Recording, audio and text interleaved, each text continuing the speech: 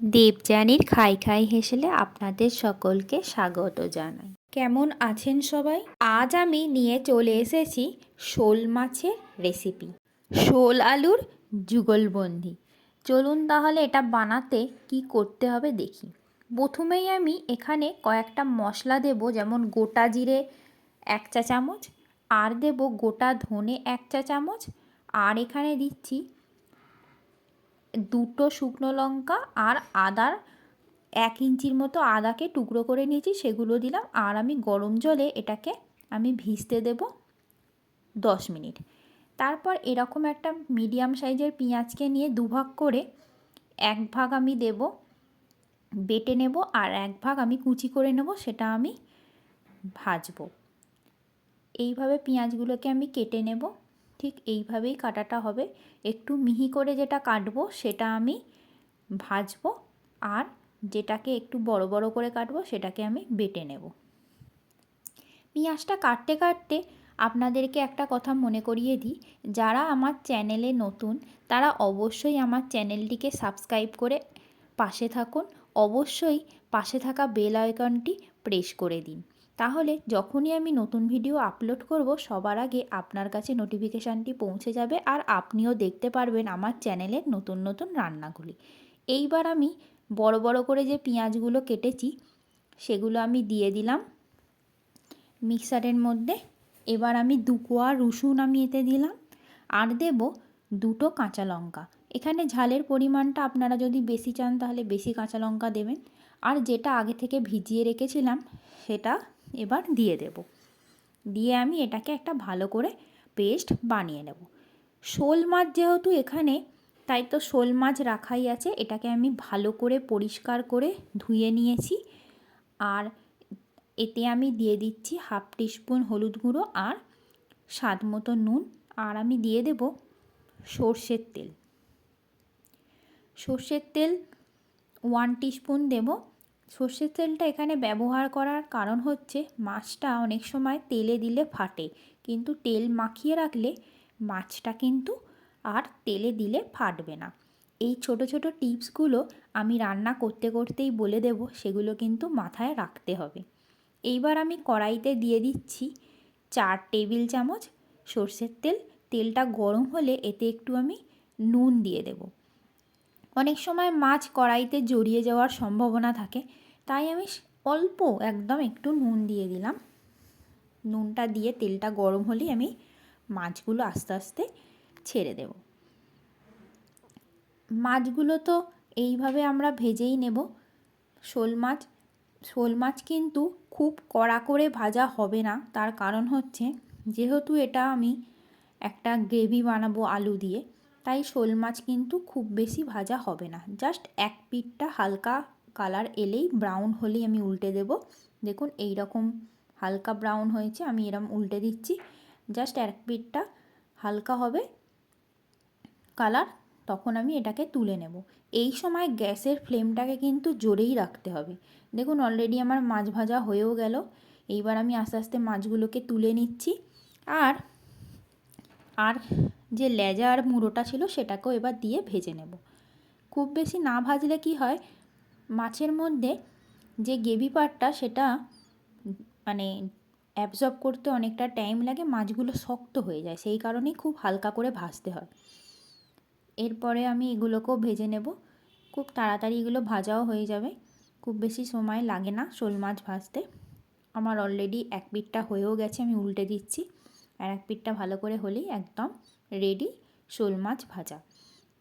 এবার আমি আলু নিয়েছি 5টার মতো, সেটাকে আমি কেটেছি কিভাবে আমি দেখাচ্ছি। ওই রকম আলুকে ডুমো ডুমো করে কেটে ঝোলে দিতে পারেন, মানে তরকারিটা করতে পারেন, বা আপনারা যেরকম চান সেই রকম শেপেও কাটতে পারেন। আমি ঠিক এরকমভাবেই কেটে নিয়েছি। একটা আলু থেকে 4টে টুকরো বেরিয়েছে। তো এইভাবে আলুগুলোকে আমি কেটে নিয়েছি।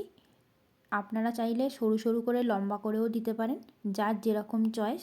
তবে এইভাবে দিলেও খেতে একরকম স্বাদ হয়, স্বাদের কোনো তারতম্য হয় না লম্বা বা সরুতে। তো আমি এই রকম দিয়েছি। আর আলুগুলোকে একটু লাল লাল করেই ভেজে নেব। দেখতেই পাচ্ছেন গায়ে একটু সোনালি রং হয়ে এসেছে, এই রকমই ভাজবো। এইভাবে ভেজে আলুগুলো আমি তুলে নিলাম। আলুগুলো ভাজা হয়ে গেছে। এইবার আলুগুলো তুলে নেওয়ার পর কড়াইতে একটু তেল দেব। এর কারণ একটাই, যেহেতু শোল মাছের আমি একটা গ্রেভি পাট বানাবো, তো তেলটা একটু আমাকে বেশিই দিতে হবে। এখানে আমি গরম মশলা ফোড়ন দিলাম, গোটা এলাচ, লবঙ্গ, দারচিনি। এবার আমি যে পেঁয়াজটা কুচিয়ে রেখে দিয়েছিলাম, হাফ পেঁয়াজটা, সেটা এবারে একটু লাল লাল করে ভেজে নেব, খুব বেশি ভাজা হবে না।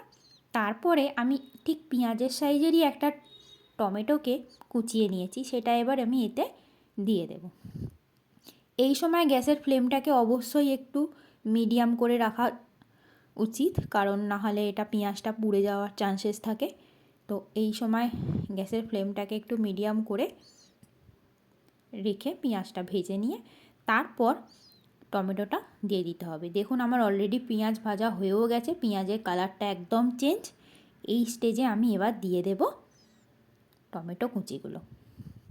তো বন্ধুরা, আপনারা অবশ্যই আমাকে জানাবেন কেমন লাগছে আপনাদের এই রেসিপিগুলো। যদিও এতদিন আমার মেয়েদের পরীক্ষা চলাকালীন আমি অনেকটা দেরিতেই আসছিলাম, চেষ্টা করব এবার একটু তাড়াতাড়ি আসার। তো আপনারা আমাকে কমেন্ট বক্সে জানাবেন কেমন লাগছে আপনাদের। আমি এখানে টমেটোটাকে একটু গলিয়ে নেওয়ার জন্য অল্প সামান্য একটু নুন দিয়ে ঢাকা দেব 5 মিনিট। ঢাকা দিলে কী হবে, টমেটোটা একটু গলেও যাবে আর টমেটোর একটা কাঁচা গন্ধও চলে যাবে। আমি এখানে একটু ঢাকা দিলাম। 5 মিনিট হয়ে গেলেই আমি এটাকে তুলে নেব। আমার অলরেডি 5 মিনিট হয়েও গেছে। আমি ঢাকনাটা খুলে নিচ্ছি। দেখুন টমেটোটা কিন্তু গলে গেছে। এবারে আমি এখানে কিছু মশলা দেব। প্রথমেই বলে রাখি, রঙের জন্য আমি হলুদ আর রেড চিলি পাউডার দেব, কাশ্মীরি রেড চিলি পাউডার। আর এখানে যাবে মশলা যেটা আমি বেটে রেখেছিলাম, সেই বাটা মশলাটা, এছাড়া আর কিছুই দেয়া হবে না। প্রথমেই আমি দিয়ে দিচ্ছি যে বেটে রাখা মশলাটা, সেটা আমি পুরোটাই এখানে দিয়ে দিচ্ছি। আর আমি দিয়ে দিচ্ছি হাফ চা চামচ হলুদ গুঁড়ো, আর দিয়ে দেব 1 চা চামচ কাশ্মীরি রেড চিলি পাউডার। দিয়ে এই মশলাটাকে একটু ভালো করে কষিয়ে নিতে হবে। এখনই আমি জল দেব না। আর এই স্টেজে আমি একদম আলু দিয়ে ঝোল বানানোর মতো যে নুনটা লাগবে, সেটা আপনাদের স্বাদ অনুযায়ী সেই পরিমাণ নুন আমি দিয়েই দিলাম। দিয়ে আমি এটাকে 5 মিনিট একটু ঢাকা দেব। তাহলে কি হবে, আমরা দেখতে পাবো কি সুন্দরভাবে তেলটা আমার মশলা থেকে ছেড়ে ওপরে এসে গেছে। তখনই আমরা বুঝবো যে আমার কিন্তু মশলা কষানো একদম রেডি। এই ছোট ছোট টিপসগুলো কিন্তু আপনারা অবশ্যই খেয়াল করবেন, তাহলে তরকারির স্বাদ দারুণ হবে। আমি 5 মিনিট ঢাকা দিলাম, 5 মিনিট আমার হয়েও গেছে। দেখতেই পাচ্ছেন তেলটা কি সুন্দর ওপর দিকে ভেসে এসেছে, কি তাই তো? হ্যাঁ। এই স্টেজে এবার আমি এটা মধ্যে যে আলুগুলো ভেজে রেখেছিলাম, সেই আলুগুলো এবার আমি দিয়ে দেব। দিয়ে আমি এখানে জল দেব, সেটাও ব্যবহার করব গরম জল অবশ্যই। আলুগুলো যে ভেজে রেখেছিলাম, সেই আলুগুলো আমি এবার এখানে দিয়ে দিচ্ছি। আর অবশ্যই আমি এখানে ব্যবহার করব গরম জল। আমাকে জলটা সেই মতোই দিতে হবে, আলুটা সেদ্ধ হওয়ার পরেও যেন একটু গ্রেভি থাকে, সেইটা মাথায় রেখেই আমায় জলটা দিতে হবে। তো আপনারা যদি খুব ঝোল না পছন্দ করেন, তাহলে সেই রকম বুঝেই জলটা দেবেন। আর যারা মনে করছেন একটু ঝোল ঝোল খাবেন, তাহলেও জলের পরিমাণটা একটু বাড়িয়ে দেবেন। যেহেতু আমি একটু ঝোল ঝোল পছন্দ করছি, তাই আমি জলের পরিমাণটা একটু বেশিই দিলাম। সেটা আপনাদের পরিমাণ অনুযায়ী আপনারা দেবেন। মাছের ঝোল তো আর এমন কিছু ব্যাপার না, এটা আমরা সবাই করতে পারি। তাও আমি কিভাবে বানাচ্ছি সেই প্রসেসটাই আপনাদের সঙ্গে শেয়ার করে নিতে চাই, তাই আমি একবার শেয়ার করলাম। এই স্টেজে এটা ফুটে উঠলেই আমি এটাকে একটু ঢাকা দেব, যতক্ষণ না আলুটা সেদ্ধ হয়। এটা মোটামুটি 20 থেকে 25 মিনিট টাইম লাগবে। 20 মিনিট মতো এটাকে আমি ঢাকা দেবো। এটা ফুটেও গেছে, আমি এবার ঢাকা দিয়ে দিলাম। দিয়ে এই স্টেজে কিন্তু গ্যাসের ফ্লেমটাকে একদম লো করে দেব। লো করে দিয়ে আমি কিন্তু ঢাকনাটা খুলছি। দেখুন আমার কিন্তু অলরেডি আলু সেদ্ধও হয়ে গেছে। একটা আলুকে আমি ভেঙে দেখিয়েও দিচ্ছি। দেখুন আমার কিন্তু আলু একদম সেদ্ধ হয়ে গেছে। এবার আমি এর মধ্যে যে মাছগুলো ভেজে রেখেছিলাম সেই মাছগুলো দিয়ে দেব।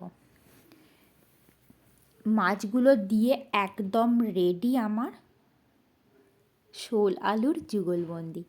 তো বন্ধুরা, কেমন লাগলো আপনাদের এই রেসিপিটা অবশ্যই আমাকে কমেন্ট করে জানাবেন।